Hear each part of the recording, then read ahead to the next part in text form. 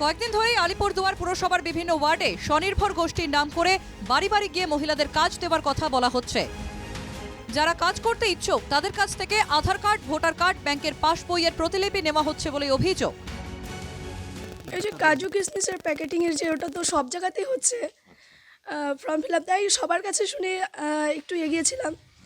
তারপরে হচ্ছে বলেছিল আধার কার্ড, পাসপোর্ট সাইজের ছবি, তারপরে হচ্ছে ভোটার কার্ড এসব লাগবে বলেছিল।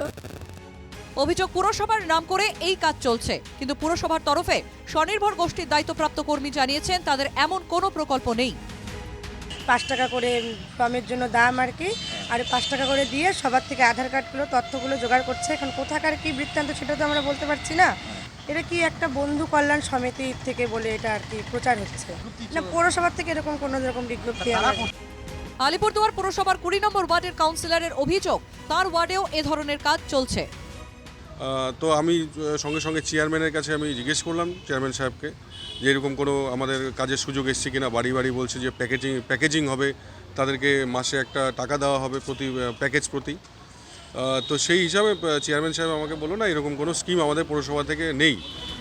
বিভিন্ন ওয়ার্ড একের পর এক অভিযোগ ওঠায় ময়দানে নেমেছেন স্বয়ং পুরপ্রধান। বাড়ি বাড়ি ঘুরে তিনি মানুষকে সচেতন করার কাজ করছেন। সব চায় কাউকে দিবি না তুই একটা, এবং টাকা কাছে বলছে কাজ দিবে, এটা একটা ফেক বেরাইছে। কিন্তু আমরা মাইকিং করে বলে দিছি।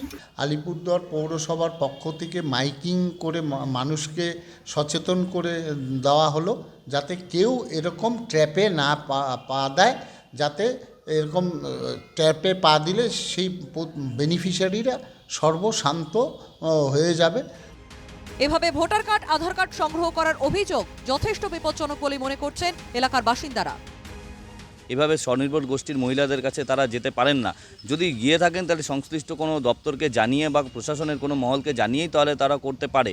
এভাবে মানুষ যে সাধারণ নাগরিক বা অর্থাৎ স্বনির্ভর গোষ্ঠীর মহিলারা যেভাবে কনফিউজড হচ্ছেন বা তাদেরকে কনফিউজ করা হচ্ছে কাজের নাম করে বিভিন্ন রকম নথি সংগ্রহ করা, এটা খুব ভয়ঙ্কর। এবং বিষয়টি নিয়ে পুলিশ ও প্রশাসন কেউই মুখ খুলছে না, তবে বিষয়টির উপর নজরদারি চালাচ্ছে পুলিশ।